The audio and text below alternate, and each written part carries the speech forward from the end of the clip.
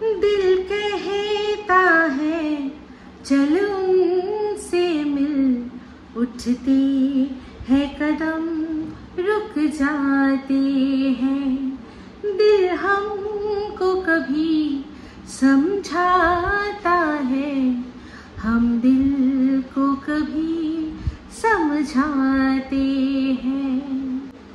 हाय, আমি Ipsita, welcome back to my channel. চলে এসেছি আবার একটা নতুন ভিডিও নিয়ে। তো আজকে ভিডিওর শুরুতে ইন্ট্রোডাকশনে যে গানটা গাইলাম, এই গানটা গাইলাম কারণ আজকে একজনের মধ্যে একটা এমন বেবাসি দেখলাম, সেখানে সেই রকম বেবাসি আমি দেখেছি, অনেকের মধ্যেই দেখেছি। তো একটা থাকে না, মানে আমাকে মন বলছে যে চলো তার সাথে দেখা করো, বিষয়টা সর্ট আউট করো, যা হয়েছে সব কিছু সুন্দরভাবে শেষ করি, কিন্তু তাও কোথার থেকে জানো কিছু আটকে মানে রেখেছে, আমাকে আটকে রেখেছে। তো সেটাকে কি বলে? বেবাসি, লাচারি। যেটা মুখের মধ্যে ফুটে ওঠে অনেক সময় মানুষ যখন সত্যি খুবই বিবশ হয়ে যায়, তখন তারা কি করে, তার চোখে মুখে ফুটে বোঝা যায় যে যতই সে হাসি মুখে দিয়ে রাখুক, কিন্তু ভেতরে ভেতরে সে শেষ হয়ে যাচ্ছে, কিন্তু তাও কিছু করতে পারছে না। প্রথমত নিজের ইগোর জন্য, দ্বিতীয়ত হচ্ছে কিছু এমন শক্তি যেগুলো তাকে আটকে রেখেছে। তো যাই হোক, সেরকম একটা বিষয় নিয়ে ভিডিও করতে বসেছি। এখন টিনকে বেশ কিছু কথা বলবো, আর বলবো অবশ্যই সন্দীপকে। তো দুজনেরই ভিডিও দেখলাম। তো আজকে টিনের ভিডিওর মধ্যে যা দেখলাম, একার জন্য আবারও সেই এত রান্না করছে, মা নেই, বাপি নেই, কেউ নেই, একাই থাকবে, একাই খাবে, একটা গোটা বেগুন রান্না করছে। ঠিক আছে, মায়ের কাছ থেকে রেসিপি জেনে নিল যে ফুল, ওই যে সজনে ফুল, হ্যাঁ সজনে ফুল কিভাবে রান্না হবে সেটা জেনে নিল। এর আগে কোনোদিনও করেনি, কিন্তু এর আগে প্রচুরবার এরকম হয়েছে। ওর শ্বশুরবাড়িতে কিন্তু রান্না হয়েছে, যেমন কিনা যে সময় ও ফুলটা রান্না করছিল, সেদিন ওদের বাড়িতেও মানে বাতকুল্লাতেও কিন্তু এই একই ফুল অন্যরকম ভাবে রান্না হচ্ছিল, তাই তো? তো ওখানে 5-5টা বছর কাটিয়েও কিন্তু এই ফুলটা কিভাবে রান্না করতে হয় একটা নির্যাতিত, অত্যাচারিত বউ সে কিন্তু জানতে পারেনি। ঠিক আছে, তো যাই হোক, তখন জানতে পারেনি, এখন মায়ের কাছ থেকে জানছে, খুব ভালো কথা। তো ওই যে অতগুলো বেগুন, একার জন্য অত বড় একটা বেগুন পুরোপুরি না কেটে এই যে ফুলটা ভাজছিল, তার মধ্যে যে আলু দিয়েছে, তারপর হচ্ছে গিয়ে বীজ দিয়েছে, সেগুলোর সাথে একটুখানি যদি বেগুন দিয়ে দিত, মানে অল্প অল্প গুনে গুনে, আমার দুবেলা যদি খাই, একবারে কটা খাবো? 2টো বেগুন ভাজা খাবো, তো দুটো 4টে আমার জন্য দুবেলার জন্য, যদি একা খায়, তাই তো? আর যদি দোকা হয় তাহলে 2 4টে, যদি দুবেলার জন্য হয় তাহলে 8 খণ্ড করতে হবে। তো অনেকগুলো খণ্ড ছিল বেগুনের। তো আমার মনে হয় যদি একার জন্য হয় তাহলে ওখান থেকে বেগুন বাঁচিয়ে দরকার পড়লে ওই যেটা ফুলটা তার মধ্যে দিলে আমার মনে হয় আরো বেশি মাখো বেশ একটা সুন্দর, বেগুনের ছোট ছোট করে কেটে বেগুন দিলে না, একটু যখন গলে যায় তখন ওটা আলাদাই একটা বাইন্ডিং এর কাজ তৈরি হয়, এটা বেশ মাখো ব্যাপার তৈরি করে বেগুনটা, টেস্টটাও ভালো হয়। আর এই সবগুলোতে না বেগুন দিলে খুব ভালো লাগে, যে কোনো চচ্চড়ি টাইপের জিনিসে একটু বেগুন পড়লে তার স্বাদই আলাদা হয়। তো যাই হোক, সেটাই আমার মনে হচ্ছিল। তো এখন মায়ের কাছ থেকে শিখে নিয়েছে, খুব ভালো কথা। তো আমাকে একটা কমেন্ট করেছেন, একজন কমেন্ট করেছেন, আমার নামটা মনে নেই। তিনি বলছেন যে এখন তুমি বলছো যে পাশের দেশ থেকে এই ঝিমিকে কিছু বলা যাবে না, তো এই যে টিনকে দিনের পর দিন এক্সপোজ করা হয়েছে, সেই এক্সপোজের নামে যা যা বলা হয়েছে সেগুলো তো তখন তুমি সমর্থন করেছো।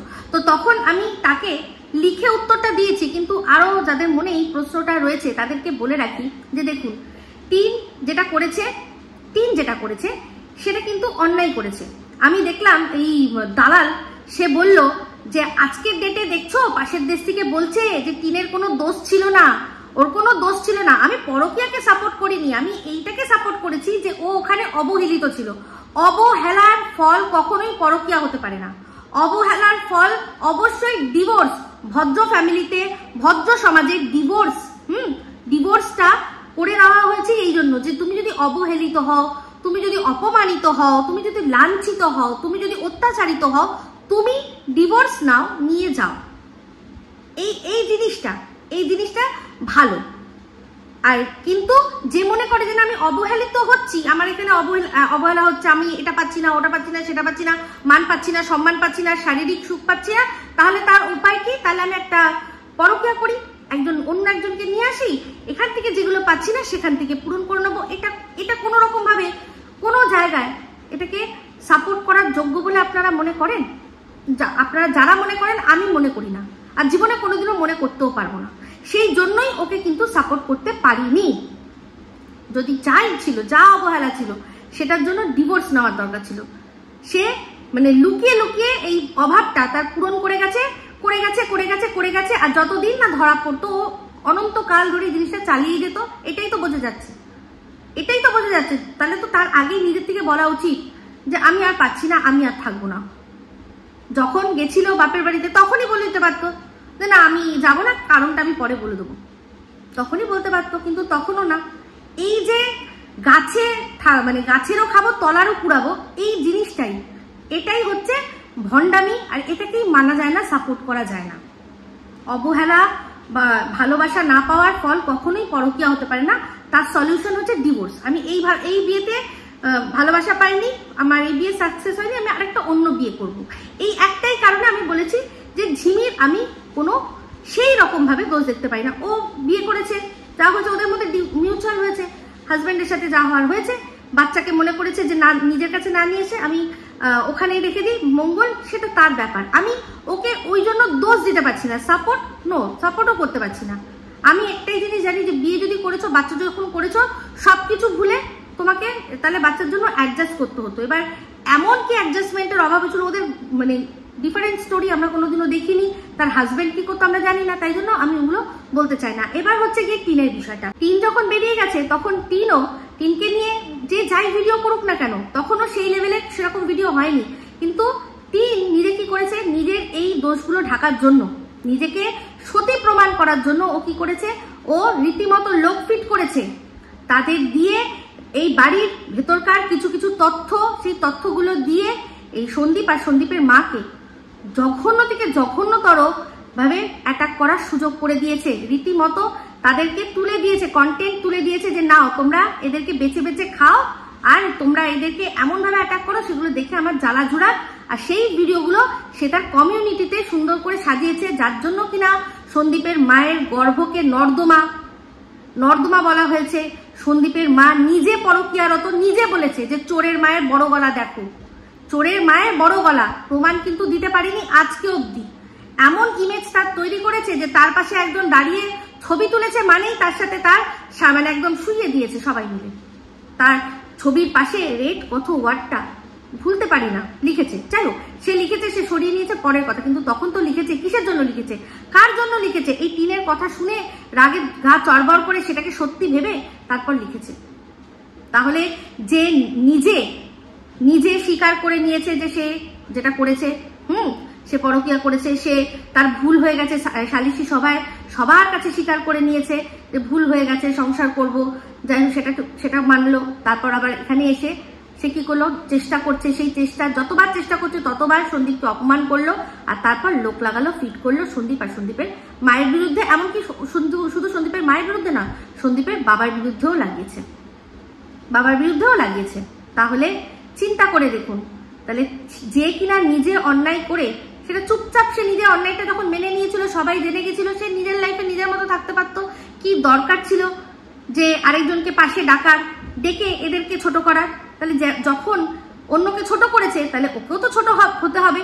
তাহলে সেটা দেখে যদি তখন মানে ভালো লেগেছে, নিশ্চয়ই ভালো লেগেছে।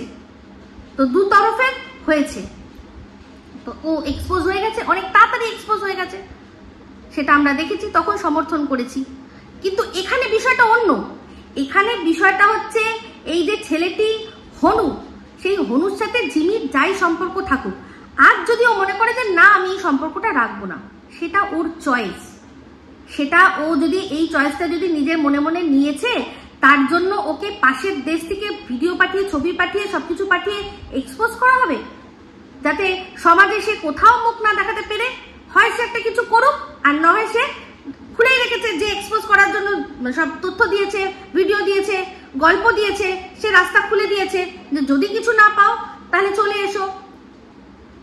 দুনিয়ার সামনে তাকে ডাস্টবিন পরিণত করে, নোংরা পরিণত করে, সে নিজেও মানে যে ডাকছে সে নিজেকে ডাস্টবিন প্রমাণ করছে যে তুমি তো নোংরা, তোমার জায়গা আমার মতো ডাস্টবিনে। কারণ সে অ্যাকচুয়ালি ডাস্টবিন।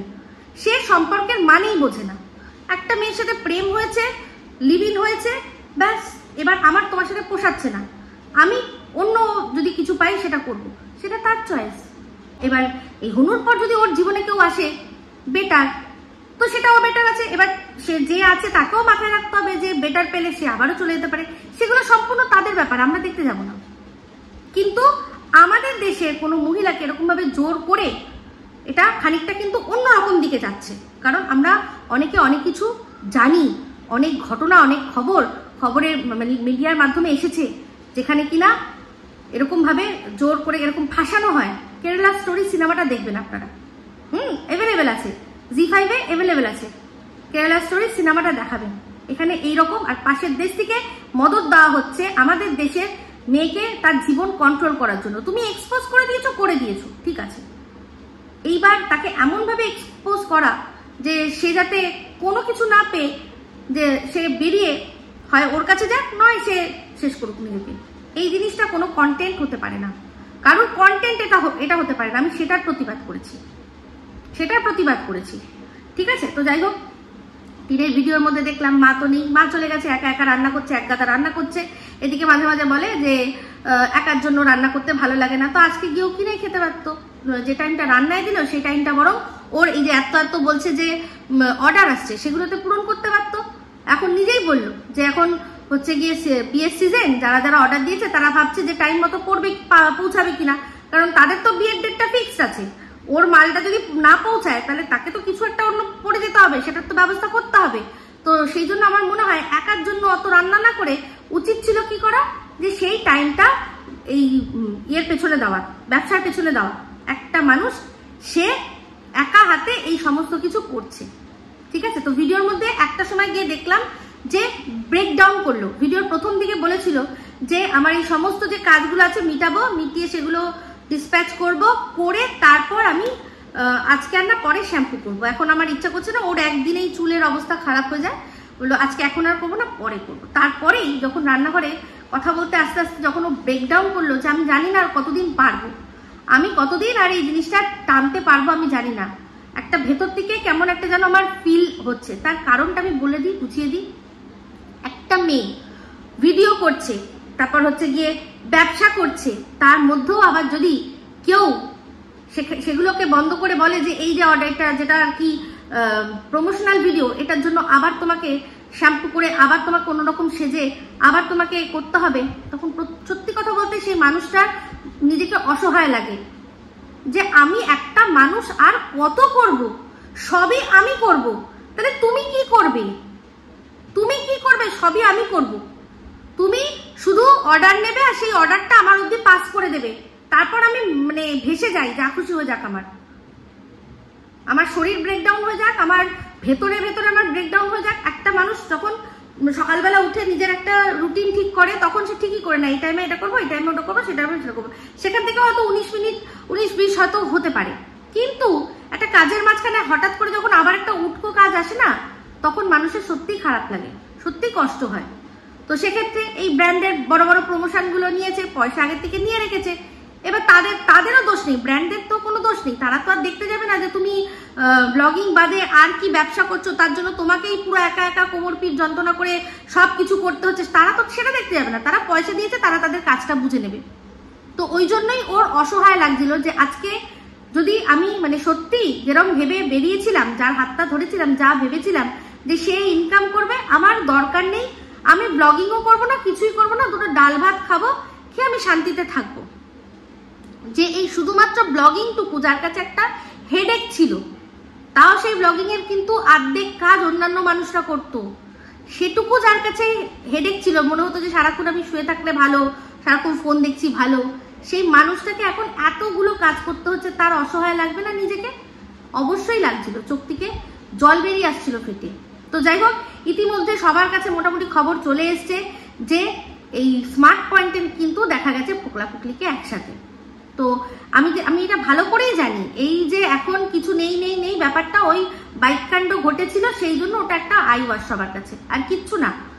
আর এই অসহায়তা, এই যে যেটা ওর মনে হচ্ছে, সেটা এই কারণেই হচ্ছে যে সমস্ত কাজ এখন আমার ঘরে। আমি কি ভেবে আসলাম যে আমি কিচ্ছু করতে হবে না, চাকর বাকর থাকবে, আমি রাজ করব, আমি সুন্দর মুম্বাইয়ের একটা বড় হাই রাইজ বিল্ডিং এর ওপরে কাঁচের জানলা থেকে ওয়ার্ল্ডের সিলিংটা দেখতে দেখতে হাতে মগ নেব, যার মধ্যে চা বা কফি থাকবে, যেটা খেতে খুব ভালোবাসে। হ্যাঁ, চা কফির জানেন তো, চা কফির অ্যাড হয়, যেগুলো দেখে দেখে আর কি मैं बनना चाहती हूँ, मैं सिस्टर बनना चाहती हूँ, তার যে একটা ব্যাপার, সেই ব্যাপারটা ও আমি দেখে দেখে আমিও সুন্দর করে থাকবে, আমি ওরকম ভাবে দেখবো। যদি মনে হয় ভিডিও করার করবো, না হলে না করবো, আমার কোনো ব্যাপার না। আমি ওই লাইফটা এনজয় করবো, যেই লাইফটা সে প্রথম থেকে দেখে এসছে।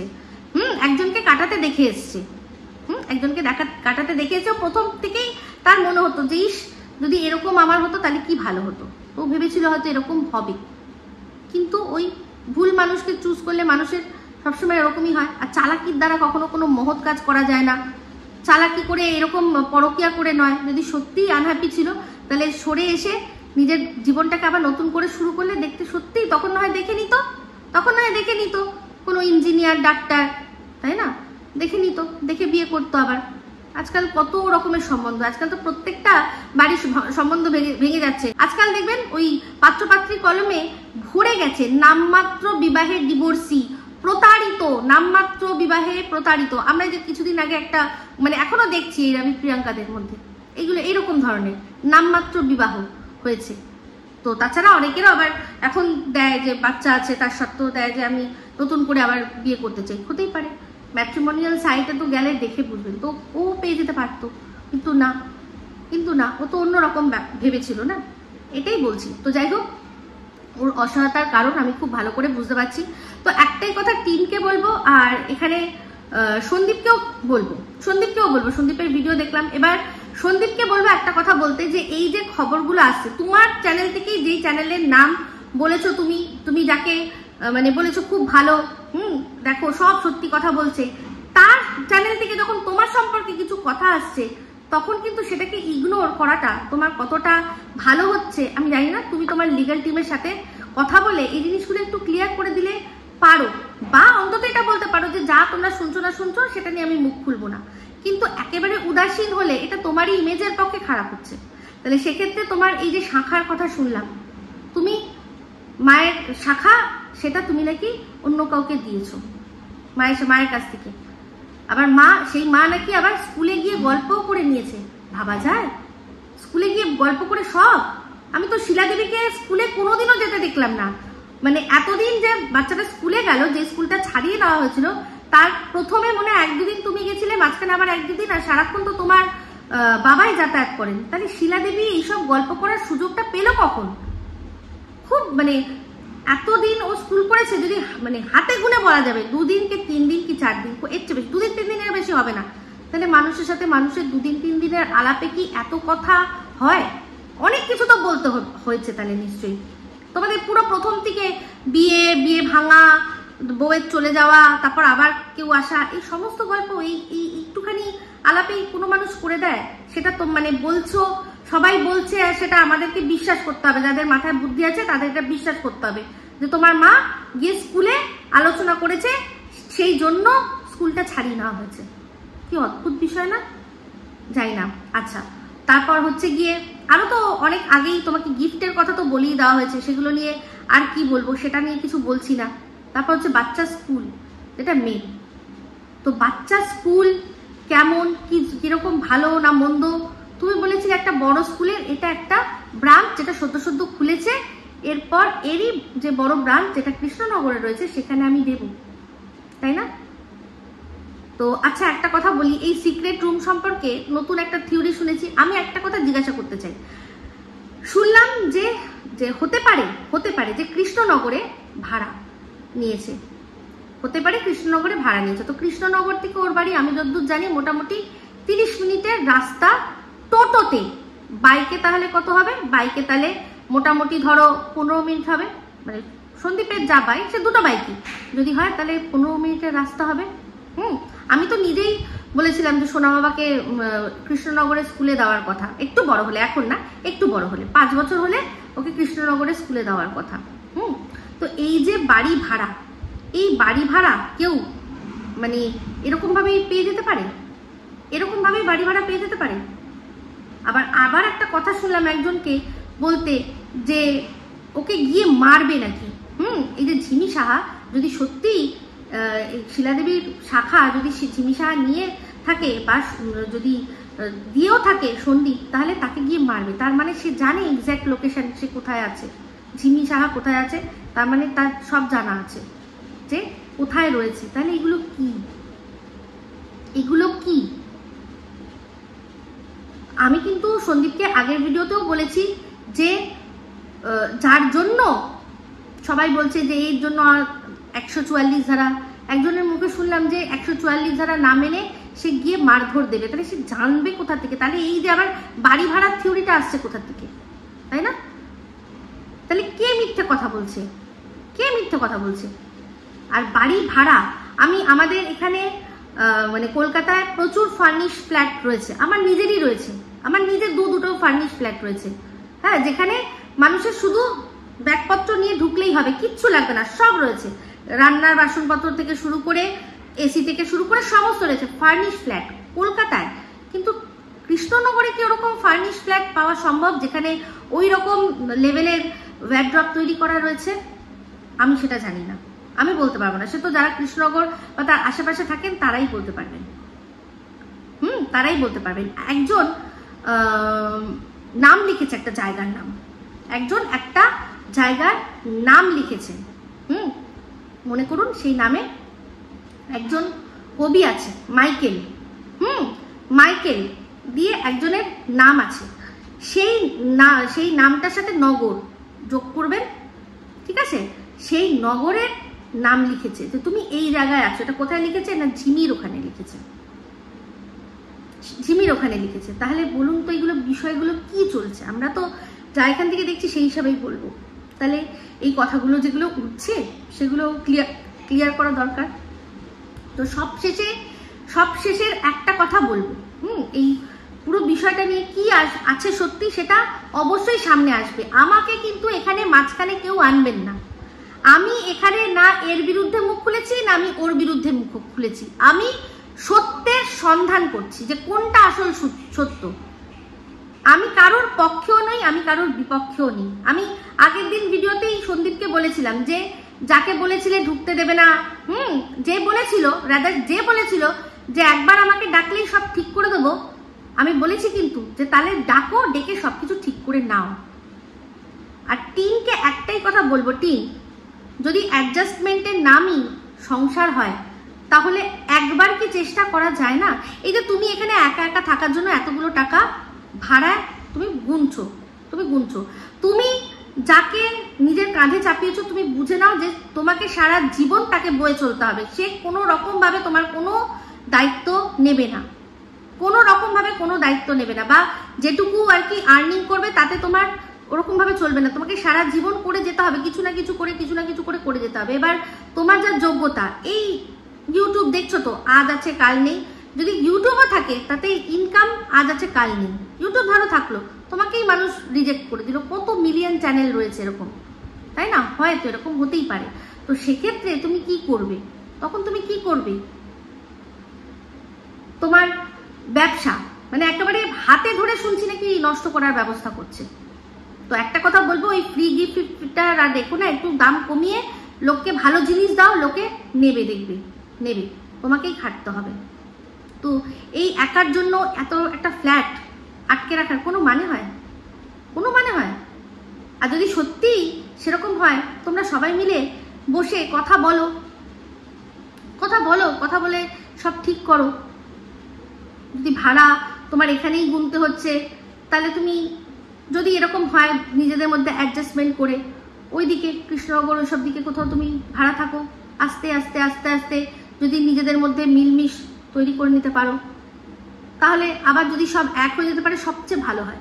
আর একটা কথা তোমাদের দুজনকেই বলে রাখছি, দুজনকেই বলছি, সন্দীপ আর টিন দুজনকেই বলছি, যে যদি তোমরা বাচ্চার কথা মেনে আবারও এক হওয়ার কথা ভাবো, দুনিয়ায় কেউ আটকাতে পারবে না। তোমাদের পাশে যেভাবে দাঁড়াবো তোমরা দেখবে, কারোর কথা চিন্তা করবে না, শুধু বাচ্চার কথা চিন্তা করবে।